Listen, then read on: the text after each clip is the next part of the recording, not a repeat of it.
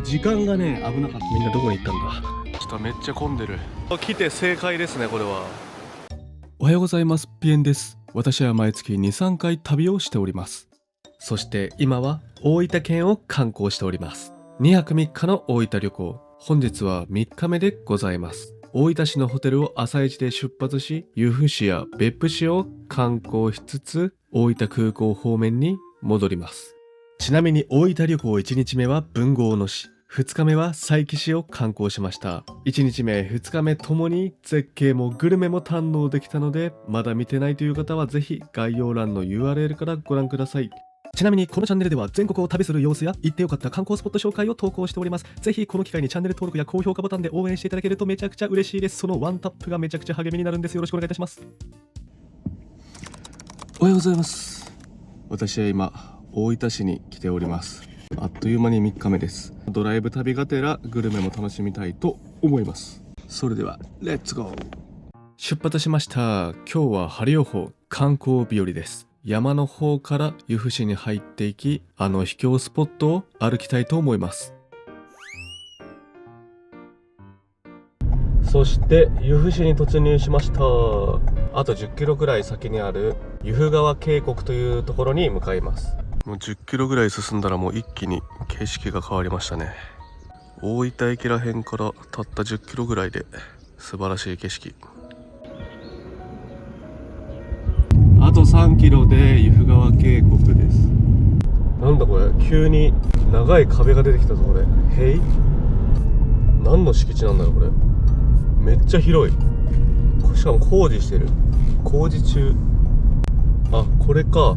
めっちゃでかい。なんて読むんだろう。ちょっと漢字が読めないんですけど、めっちゃ広いっすねこれ。これ全部さ敷地ってこと？ここまで続いてんの？こんなに広いんだ。まだ続くじゃん。1個の町が全部さ覆われてるようなレベルですね。そしてどんどん奥まで進んでいくと、急にこういう道になるんですね。お、すごい駐車場広い。へえ、これは観光しやすそうですね。めちゃくちゃ整備されてますね。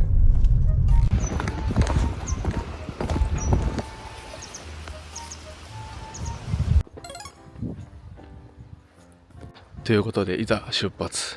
案内所に人がいて、1人100円でマップいただいて説明もしていただいて、とりあえず川ら辺までは10分くらいで行けて、ただその先はもう川に浸かりながら1時間歩くみたいなので、そこはちょっと行けないんですけど、とりあえず川の景色見て、奇跡の岩チョックストーン、これがねめっちゃすごいらしいんですけど、膝ぐらいまで浸かるらしくて、それで1時間歩くのはちょっとまだ僕にはレベルが足らないですね。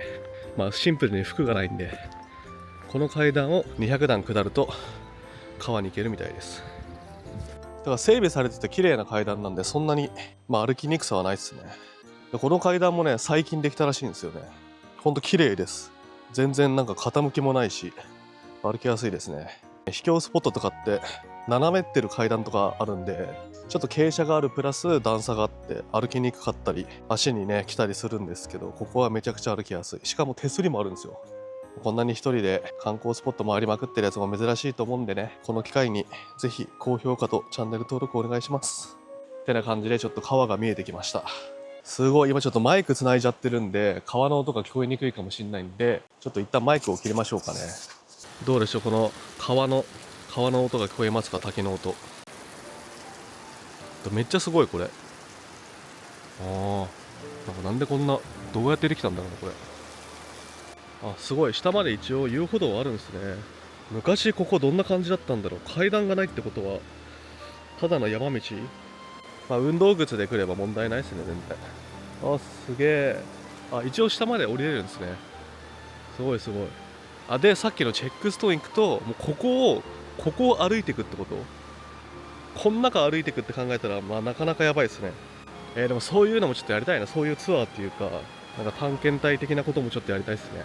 でも大分からほんと10キロ20キロか、大分駅から20キロくらいで来れるんで、なんかちょっと今日暇だなとか早起きしたなって時に、なんか1時間もかかんないんで、こういうとこね朝一で散歩するとかね、めっちゃいい休みの日の過ごし方だと思うんですけどね。ちょっとこの辺歩けるとこだけ歩いてみよう。すごいとこにいるよね今。ほらすごくないですかこの景色。本当一人で何やってんだって話なんですけど、いやこのすごさちょっと難しいな、カメラで伝えるのが。いや川も綺麗で、川もなんか意外とあれですね、なんか真ん中に通ってるってよりかこのなんか壁沿いっていうんですか、この端っこにこうやってバーって流れてて、この辺だけだったらめちゃめちゃ歩きやすいです。いやーすごいわ。でもこの中にさ川の中入ってく人いんのかな。しかも片道1時間らしいんですよね。めっちゃ体冷えますよね。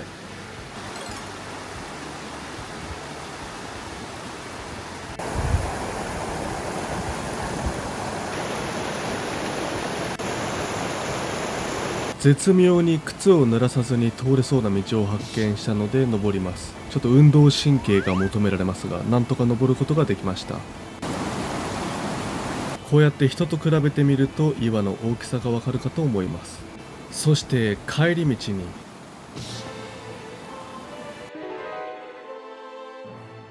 石の上を歩いていき、なんとか川の目の前に到着しました。いやーすごい、何回見てもすごい、めっちゃ目の前までやってきた。そしてさっき足を痛めたので別のルートから戻ろうとしたら、またね怪我するとこでしたね。危ない危ない。ちょっと寝坊しちゃったからね、来るか悩んだんですけど、来て正解ですね。これは素晴らしいわ。いやー楽しかった。やっぱ朝一は秘境に限りますね。まあ、ちょっとこうやって上から見るのもいいね。帰り道はこんな感じで階段が続いています。吊り橋はこっちか。おひらの吊り橋。降りていくと吊り橋があるみたいですね。こんな感じで駐車場はめちゃめちゃ開けてていい感じです。ちょっと細いですね道、こっちは。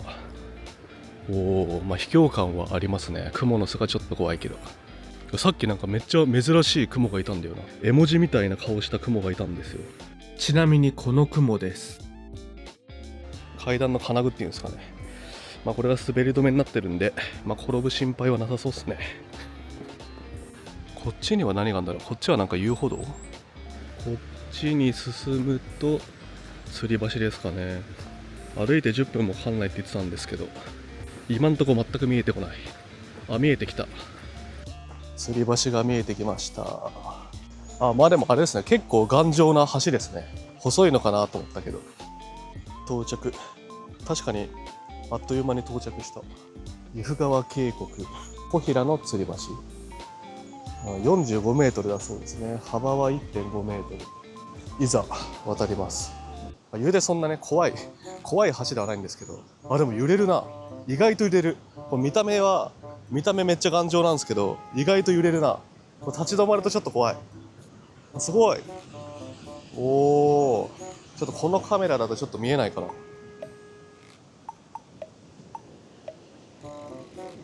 すげえ。ちょっとね木の枝で隠れちゃってね見えないんですけど、肉眼だとね隙間からちょっと見えるんですよ。360度はこんな感じになっています。橋とカメラ越しだとちょっと橋と木しか映ってないんでね、ちょっとあれですけど、結構揺れますね。こう真ん中ら辺が。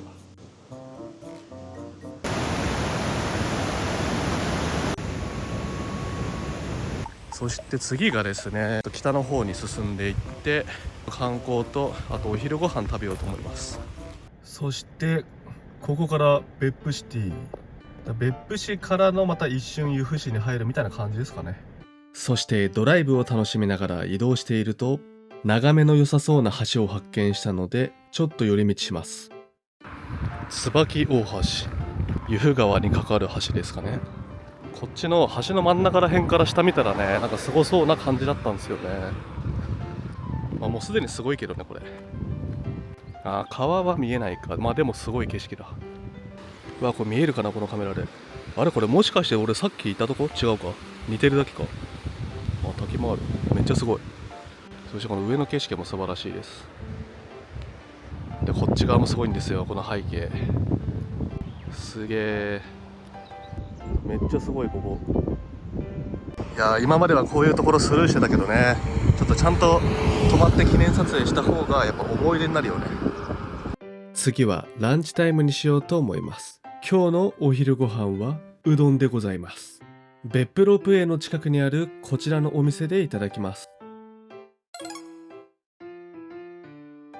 数量限定のしいたけうどんと大分郷土料理のおやつ野生馬をいただきます。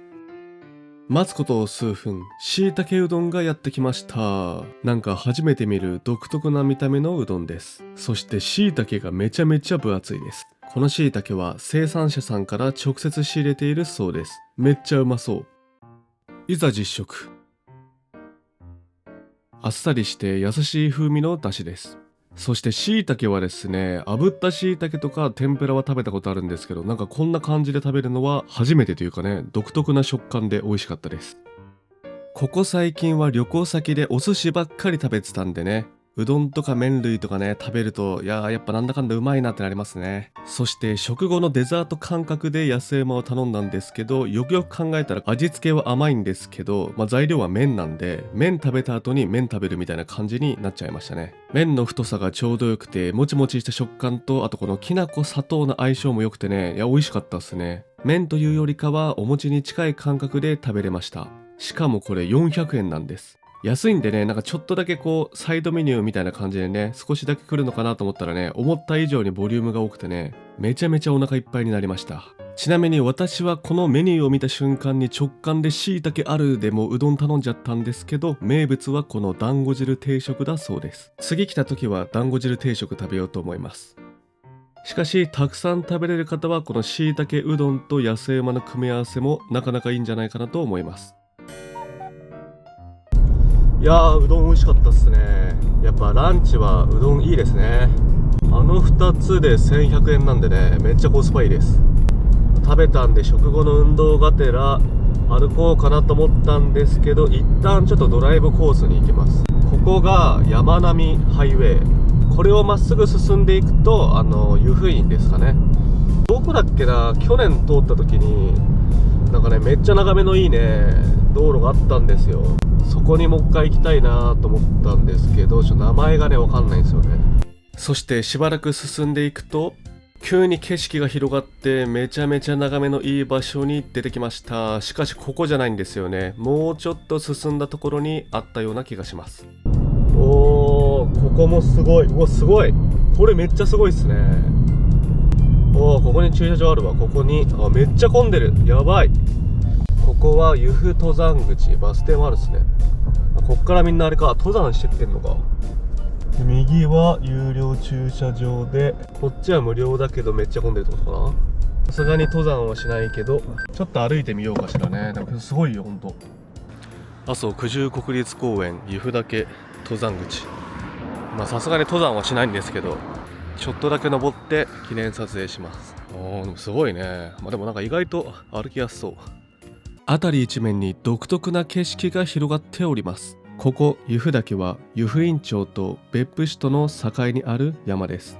山並ハイウェイの正面登山口から歩いていくのが一般的な登山コースだそうです。山頂までの所要時間は2時間程度が目安だそうです。そして由布岳の標高は1583メートルだそうです。すごい、なんか意外となんか土はふかふかですね。ただ寒いな。寒いからちょっとあんまり長時間いらんないですね。トレーナー来てくればよかった。ここもすごいですけど、ただ車止めるスペースなかったんだよね。もうちょっとね、奥に行ったとこの横から見る景色がめっちゃすごかったんだよね。昨日観光した佐伯市もね、良かったんですよ。海の絶景って感じで。由布は山の絶景がすごいですね。でも360度こんな感じなんですよ。すごいですよね。駐車場はこんな感じでほぼ満車で、もともと行こうと思ってたのは多分あそこなんですよ。あの辺に展望台があるんで、ちょっとあっち行ってみますかね。ちょうど人がいなかったので世界の果てにいるかのような記念撮影ができました。ちなみに帰りにここ通った時はツアーバスが2台ぐらい止まっていて、とんでもない人数になっていました。次のビュースポットに向かいます。展望台がねあと 1.4 キロのとこにあるんですけど、この左もなんかすごそうですけどね。うわすげえ、ここもすごいわ。ここにもちょっと展望台っていうか欲しいっすね。まあ何もないからいいっていうのもあんのか。いやほんとここね、道も広くて運転しやすいし、定期的に見たくなるようなね、ほんとそんな感じのドライブスポットだと思います。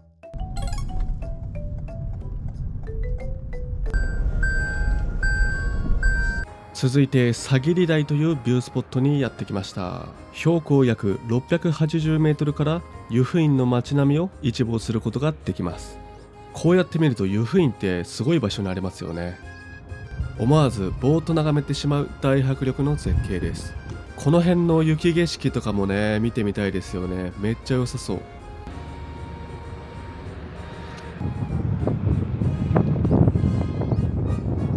湯布院は行かないでここで引き返そうと思ったんですけど、ちょっとね時間的に行けそうなのと、やっぱここまで来たらやっぱ行きたいじゃないですかっていうので、湯布院駅の周辺ブラブラっとだけあと見に行こうかなと思います。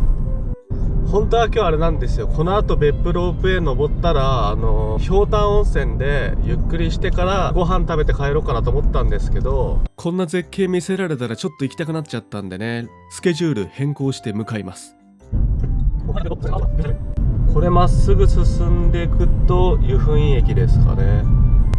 ここの景色もいいね。桜並木がある。これをまっすぐ進むと湯布院駅なんですけど、車止める場所があるかどうかっていう、関係者以外駐車禁止ばっかりで、これは駐車場空いてるのか、空いてんじゃね。ギリギリ1台空いてるんじゃないのこれ。スーパーラッキーなんじゃないのこれ。とりあえず到着しました。めっちゃ混んでる。そしてトイレがあった。よかった。てな感じで湯布院駅に到着しました。湯布院駅は改札口がなく、プラットフォームまで一気に抜けられる作りになっているそうです。また駅舎は木造で1990年に建て替えられたそうです。ちなみに駅舎を設計したのは大分県生まれの建築家磯崎新さんだそうです。一番線ホームには有料ですが足湯もあります。そして外国人観光客でめちゃめちゃ賑わっております。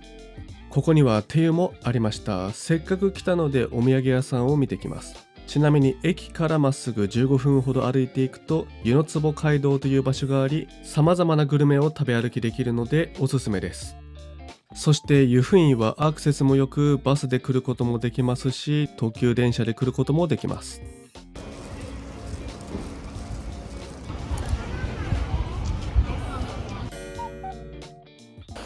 すごい、途中にめちゃくちゃいい眺めの場所を発見しました。おー、めっちゃ綺麗。い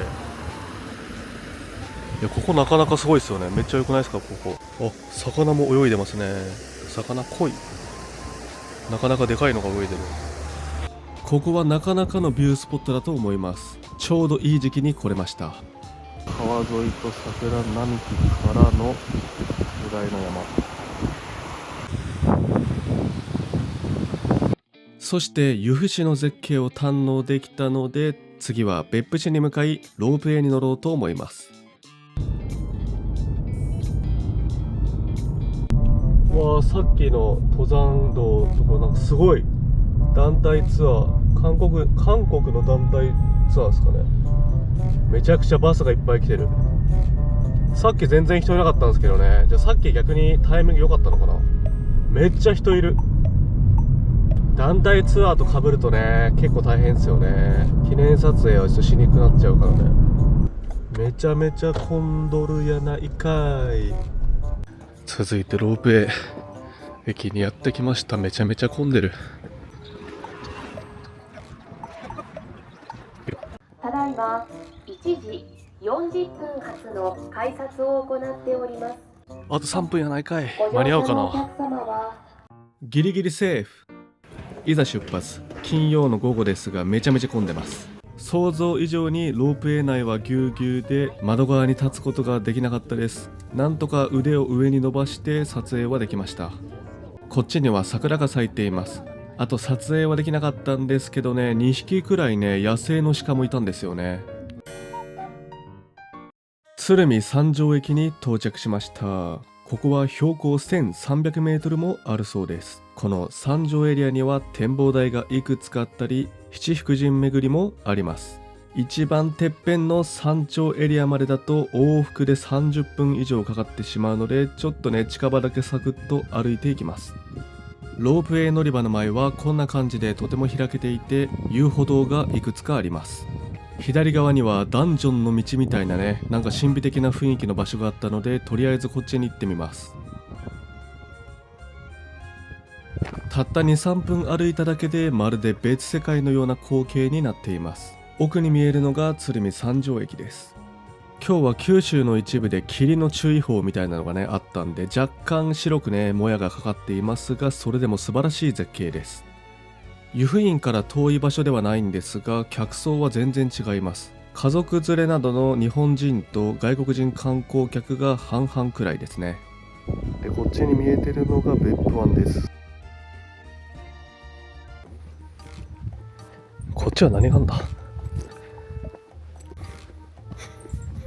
立ち入り禁止だ。改札口までお越しくださいませ。ここにはジャンボ温度計があって、今の気温10度切ってるんだ。8度。標高高いんでね、結構寒いっすね。厚着してきてよかった。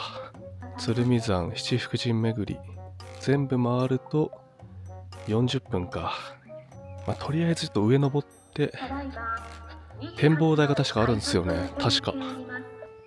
とりあえず展望台行きますかね。なかなかの階段だ。この階段を登っていくみたいです。なかなか足がやられそうな階段です。ちなみに一番近くの展望台であれば歩いて 3,4 分で到着だそうです。そして遊歩道からねちょいちょい道が分岐していて、こんな感じで七福神の像があります。こっちの奥が大黒天様。商売繁盛なんでちょっと拝んでおきましょう。疲れた。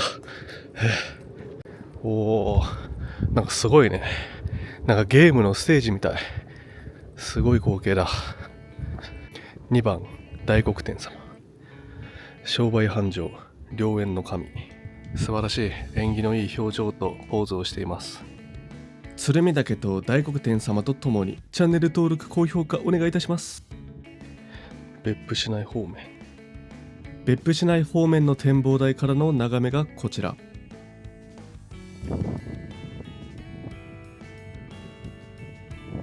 てか港についてる船めちゃめちゃ巨大ですよね。この距離から見ても船があるって分かりますからね。相当な大きさです。あんなに人がいたんですけどね、全然いない。みんなどこに行ったんだ。さっきね鹿もいたんですよね。ロープウェイの中から見たんで、全然人が通る場所にはいなそうですが、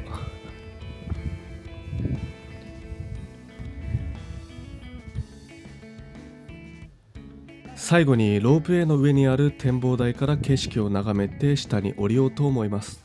ここからの景色も眺めがいいなと思ってぼーっと眺めていると、こんなところにも鹿がいました。いやー、いい運動になりました。景色が好きな人とかね、一人旅が好きな人は別府ロープウェイね、めちゃめちゃおすすめです。地獄巡りもいいんですけどね、人混みがすごすぎてね、のんびり一人旅したいって方はこっち方面の方が観光はしやすいんじゃないかなと思います。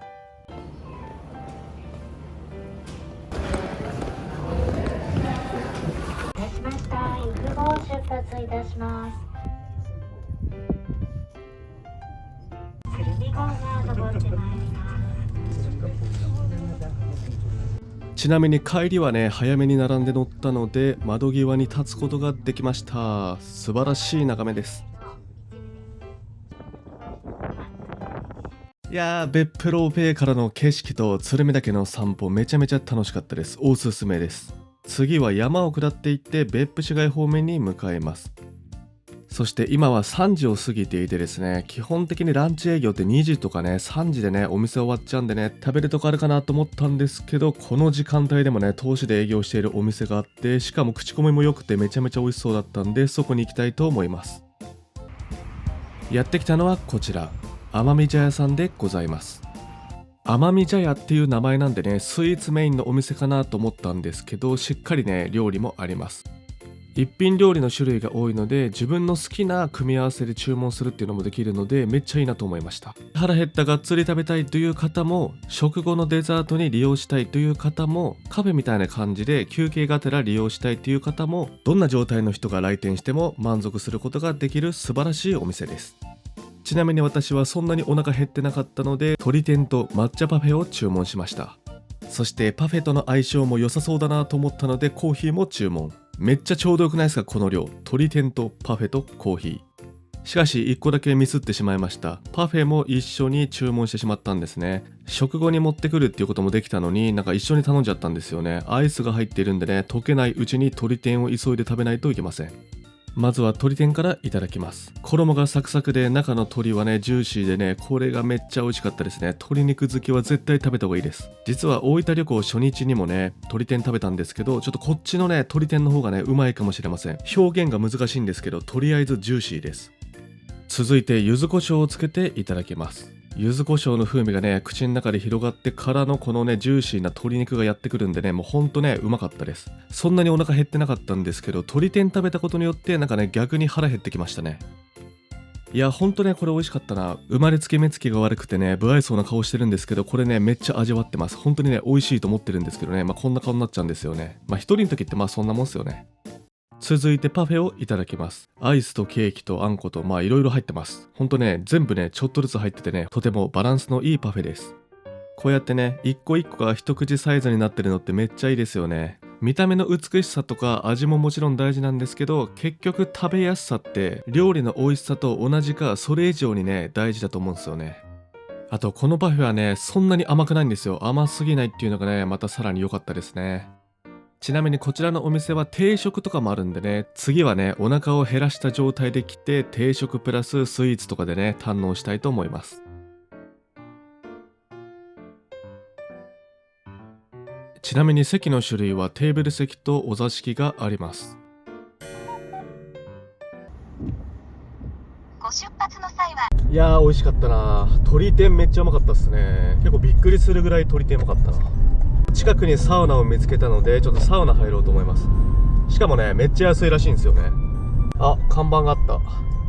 地獄サウナ家族風呂天然温泉。ここの山並みの湯がいいらしいんですよ。しかもなんか5、600円ぐらいなんですよね。ちょっと1時間以内にサクッと入ろう。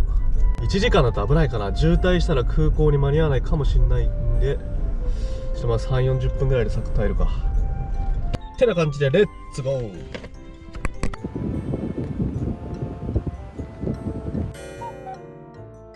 サウナ入ってきました。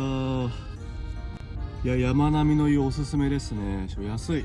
それは大人1人600円くらいで、旅行だとやっぱねタオルないと思うんでね、バスタオルとフェイスタオルつけたらでも1000円切ったんですよね。900円台だったんでコスパいいっすよね。サウナが3種類あって、露天風呂とあと外気浴のとこちゃんと椅子もあって、よかったっすね。ただちょっと時間がね危なかったんで、サウナ3種類あったんですけどオートロウリュがついてるサウナしかちょっと入ってなかったんで、いや次来た時はもうちょっとねゆっくり入りたいですね。うわ眩しい、めちゃめちゃ眩しい。いやーでもよかったサウナ。なんだかんだね時間があったから入ってよかったわ。やっぱ別府来たらね温泉とかサウナ入った方がいいですね。今日の朝もね温泉は入ったんですけどね。ってな感じで別府から大分空港に戻ります。空港までは微妙に距離があるのと、金曜日の夕方にね戻るんでね、渋滞がねどんぐらいになるか分かんなかったんですけど、なんとか飛行機の出発には間に合いそうです。無事にレンタカー返却して大分空港に戻ってきました。